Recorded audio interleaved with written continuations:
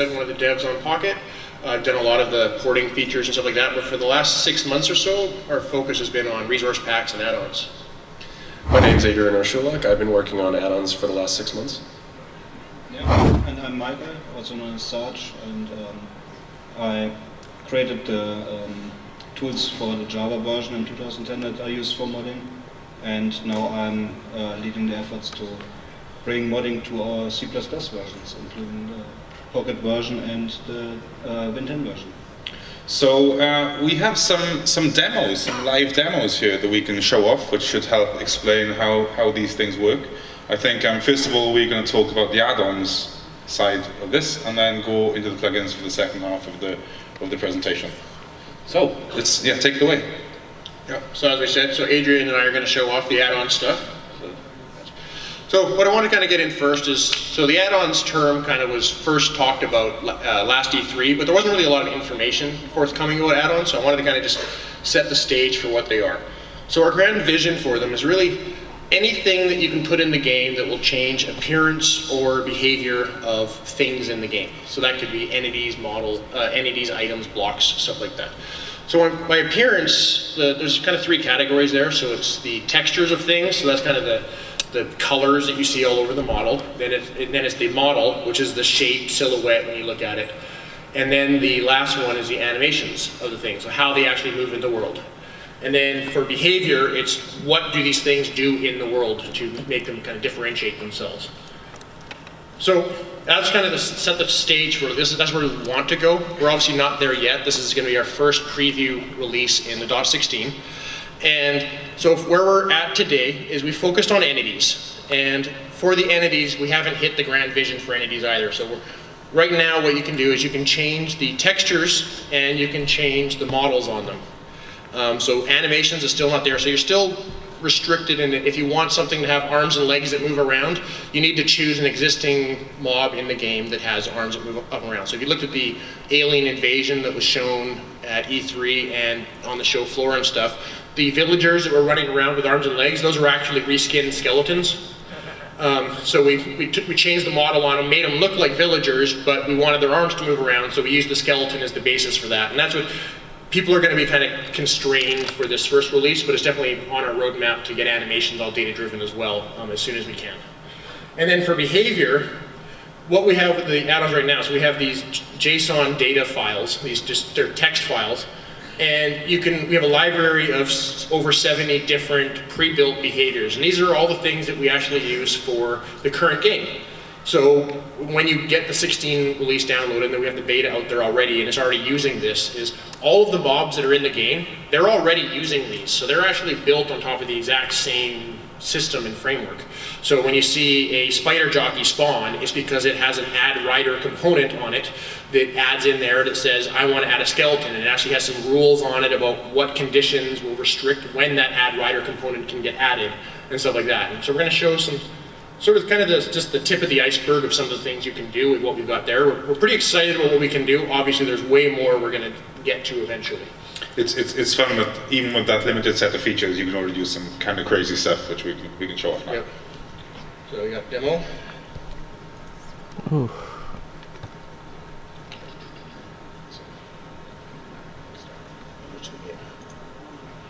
So we got the base game there. We've got a level that's kind of pre-set up. Don't jump in yet. And so one of the first things, I'm always partial to all the baby mobs in the game. And so I worked on baby zombies and got some of those things into the Pocket version. And so what I wanted to do is just kind of give people a think. So we're going to take one of the existing creatures in the game and make them be a baby. So you guys want to do spiders, skeletons, or endermen? Enderman. I think it's pretty Enderman focused. I think. I think it's Enderman. Let's do Enderman.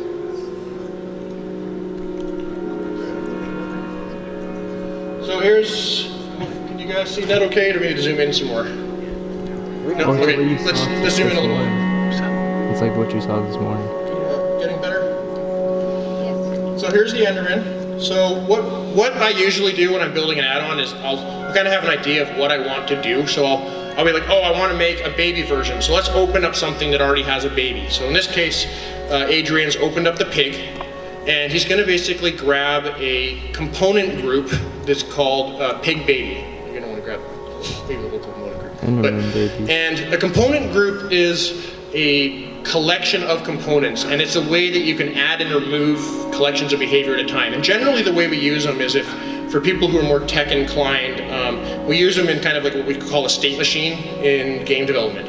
And for the state machine is kind of like, it's the am I an adult or am I a baby, and what's different between those things. So for something like a baby zombie doesn't burn up in the sun, but an adult zombie does. So you want to be able to control which behaviors are on which version of the guy.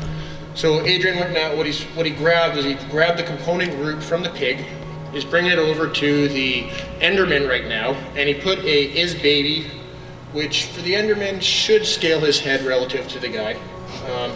And he scaled his size to 0.5. But we need something that actually selects when is he going to be a baby, because we could make him just always be a baby, but let's make him actually only sometimes do it. So we have what we call in there is an event system. So there's a bunch of built-in events, and then there's also ways with these components that you can trigger your own events. But for now, we're going to use a built-in event called entity spawned, and he's copying that across. So it has, inside of the entity spawned, it has a randomized group inside of there, and that's because you don't want it to always be a baby or always be an adult. So the default one for pigs is it's 95% of the time is a adult and 5% of the time it's a baby. So what we can do in there is we add and remove component groups. So let's get that copied. Yeah. Let's see what he's doing. Okay, so he's updated the randomized. So let's make it be, say, 50% of the time be a baby. So the cool thing here is, I mean, this is affecting the behaviors for the whole of this kind of game world. It's not just a one-off thing. It's going to be permanently. There'll be Enderman babies spawning all over the place. Yeah. Which is quite terrifying in its own way, but you know. Okay, so we've got there. So the Enderman already had some component groups in there for when he's calm and when he's angry at you. So the trigger that'll make him do his creepy face and his head expands and stuff like that. So we're trying to preserve some of that. Hopefully we didn't miss any commas in here.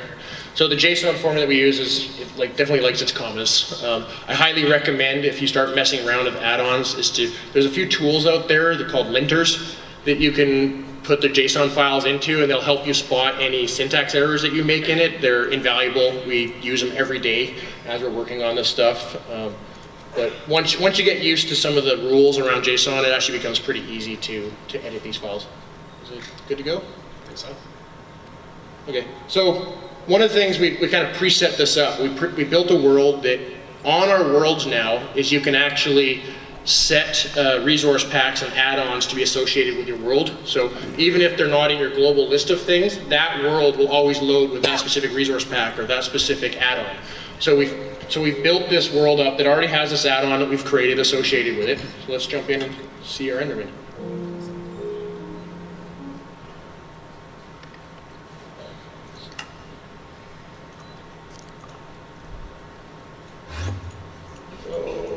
There he is. What the? So now we got a baby Enderman. And he looks like an angry baby Enderman. He's so much less menacing than like most babies. He's not real happy most of the time. So that's our baby Enderman.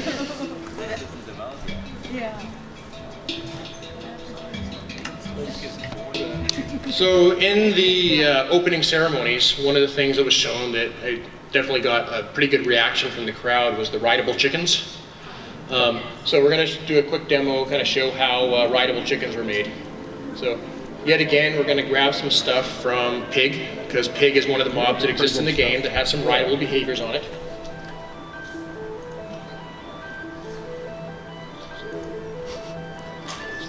So this time we don't need to mess with any events or anything.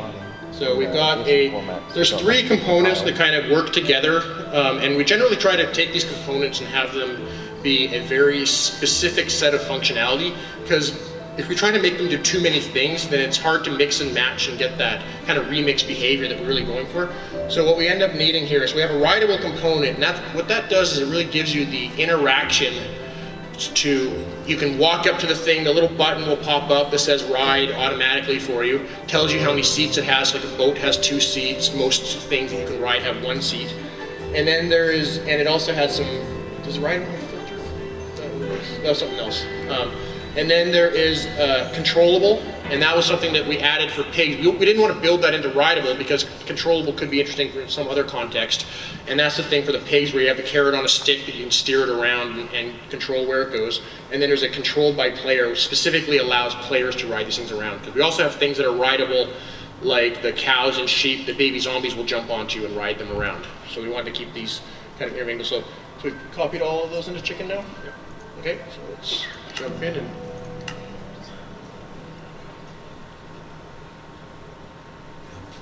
I think we should go up on that house, that super tall house there.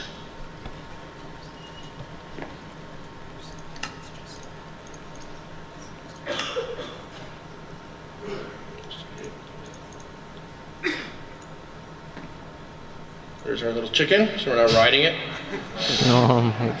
And we could do things like, we could try to do some like chocobo racing, make that chicken twice the size or something like that. We've been doing a lot of races there. This is one of the kind of the not predicted side effects of riding chickens was that you can actually jump off ledges and cliffs and stuff, and they'll do their normal behavior of just kind of flutter to the ground, so you don't have to worry about fall damage and stuff like that. And we've actually had a lot of fun in the office with this particular one. It's really impressive how quickly you can tweak these things and experiment with them. I mean, you guys obviously have experience with this, but that took like a couple of minutes, and you've already got something kind of fun and unique out of it. I think you guys also started making a nice document where we have a list of all the components that are in the game. What they need to do. So that Yeah, so there's what is possible. And then you get the Enderman to teleport, and you'll start teleporting on top Emily, of the please Enderman. tell me if I get this wrong.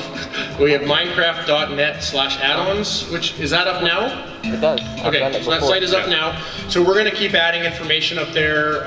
There will be definitely 1.16 comes out. We're gonna have a alien invasion add-on is gonna be up there, along with the level that we've had down on the show floor to show that. And we built that as a starting point for people to look at and see how we build our own add-ons. And in addition to that, our plan is to take all of the vanilla mobs in the game and put all that stuff up there as well. So you can see exactly how the pig got put together. You can see exactly how the creeper got built. And that is going to be a great starting point for you guys. And we want to put that document that Sarge was talking about with all these components and the documentation on there.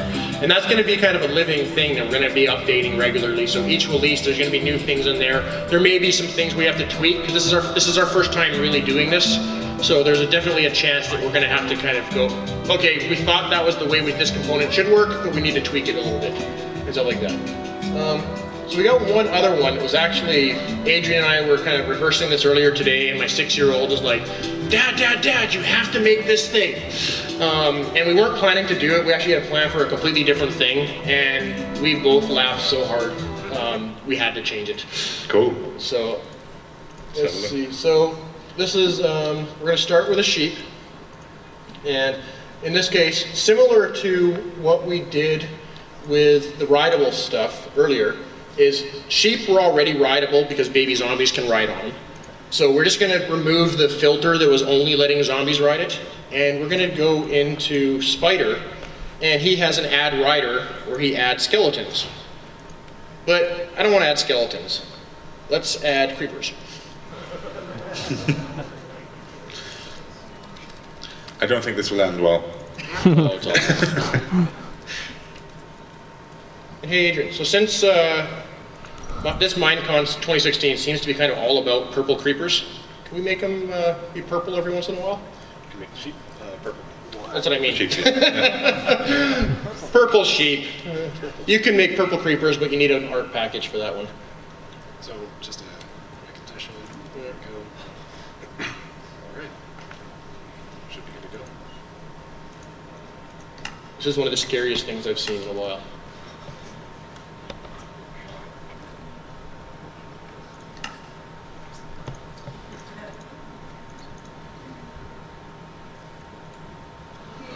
No, he's not too scary yet, but we have some, this is a developer build, so we have a way to quickly toggle between creative and survival. So let's see them now.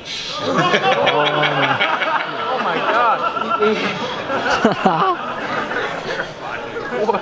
So that's basically where we're at with add-ons today. So we've got this huge list. We're gonna get that list up there.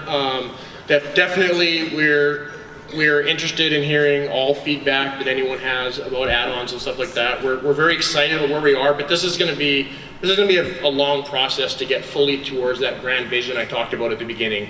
And this is our first step, and I hope everyone has a lot of fun with it. Very cool. Great. Well, great. Thanks, Jason.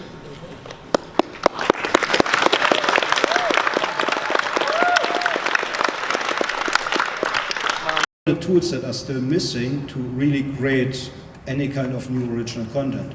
It will already be possible with the first iteration, but creating really new things that are not even in the game right now, that will be the bigger step after that. And we want to have more examples and documentation to show, and maybe some tools that help to create things like the manifest file, which is a lot of UIDs that are not really very easy to work with. My goal is also to take some of the features that we already have in the game, smaller features probably, convert them from the C++ code that we have right now into one of the plugins and just ship one of the game features as an example with the API. The first preview is planned for early 2017. That's where we hope to have something ready for you guys to try yourself. And until then, I'm really looking to get some feedback on the things that we could show so far. And I think awesome. we can. Good to see you. Yeah, end of slides. Great. So Thank you, Michael. I That's think great. we can go to